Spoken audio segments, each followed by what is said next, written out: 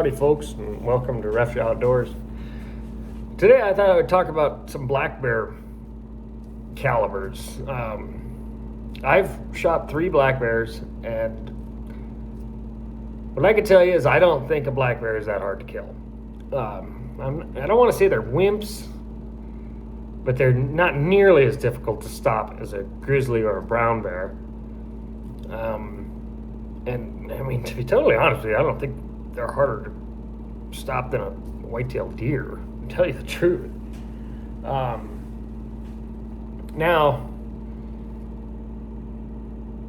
the most common method of hunting black bears is over bait, especially in the Midwest. Alaska, it's pretty common. I don't know so much about out west. That might be more spot and stock.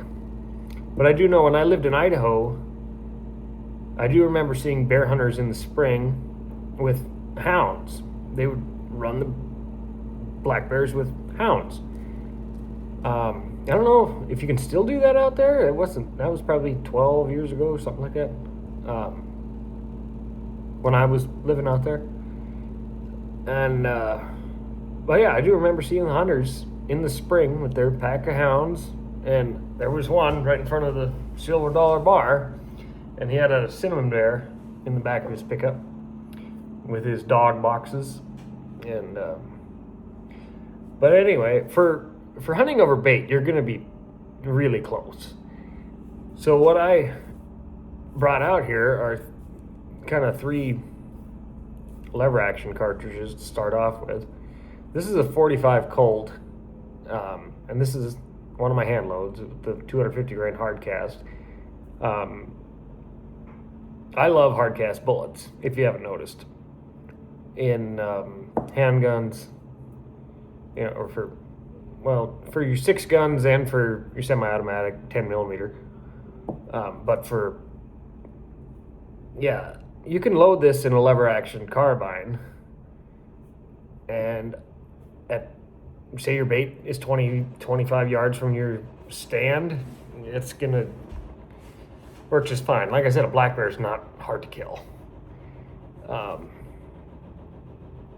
then you can step it up to, this is a 444 Marlin, which I have taken a bear with 444 Marlin. It wasn't this particular round. It was a Buffalo Bore 335 grain hard cast, and I'd like to do a video about this when it warms up.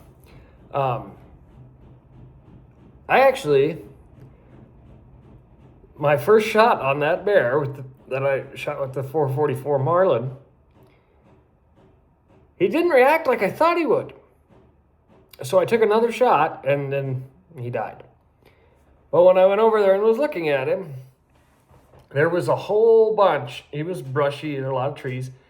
There was a popple tree about this big around, and I noticed a bullet hole in it. And I went around and I looked on the other side, and there was a bullet hole coming out. So I thought, geez, I hit that tree. And I started looking at the bear, and I found 2 entrance holes, and I found 2 exit holes.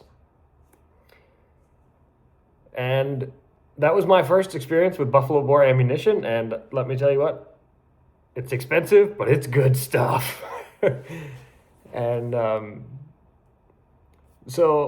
like I said, on hunting over bait, 20, 30 yards, you don't need a Magnum. The 6.5 Creedmoor will work just fine at close range, but it's really, I suppose, if you're spot and stock, it would work great on a longer shot. But a lot of bears have been taking 12 gauge slugs, and I don't have any slugs at the moment, or I would have brought one out. But the other 2 bears I shot were with a 30-30, but now this is 190 grain Buffalo Bore. let's see, I brought the box out here. 100, let's see.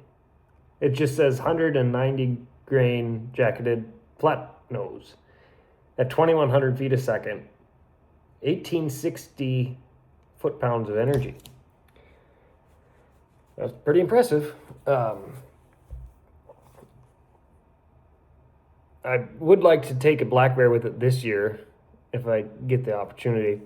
But the other two I shot were 150 grain power points. And if you've watched my other videos, you know I don't like Winchester power points in the 30-06 and won't even bother trying them in the 6.8 Western.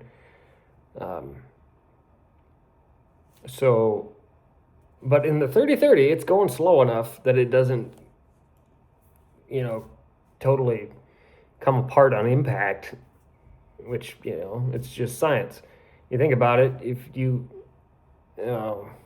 hit a deer with your pickup going 30 miles an hour versus 80 miles an hour, there's the difference in damage to your pickup is pretty, there's a huge difference there.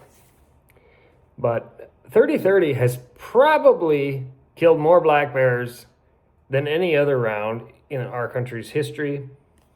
So, we used to say that about deer, but I don't think so much about white-tailed deer. I think, to be honest with you, I think the 4440 from 1873 killed more white-tailed deer than the 30-30. But for black bear, I think the 30-30 has done the most.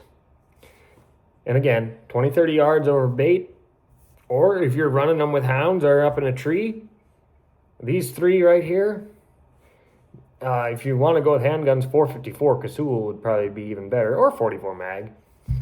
But, and then also, if you're not into lever actions, 308. And,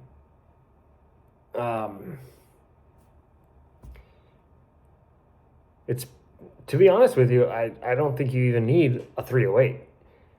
223 I think is a little light, but 243, from the experience I've had with the 3 bears I've killed, I would not be opposed to using a 243 by any means. I think a 243 would be just fine. But I don't have a 243. I don't have a 308 either, but I got shells. But anyway, here, I brought out a 308. 308 is so common. So many people have them. And of course, 30-06 would be great too. Again, 20-30 yards, if that's how far your bait is away. You don't need a Magnum. You want more of a thumper, close distance. But then, like I said, not everybody likes lever actions. Not everybody likes shotguns with slugs. You can get the 308 and the AR-10 and a bolt action and an auto loader and a pump. Whatever your preferred, you can get it in lever action too. Browning BLR or Henry, what do they call it, the Long Ranger? But yeah, so that's just kind of, when it comes to black bears, you don't need really that much. They're now, if we're talking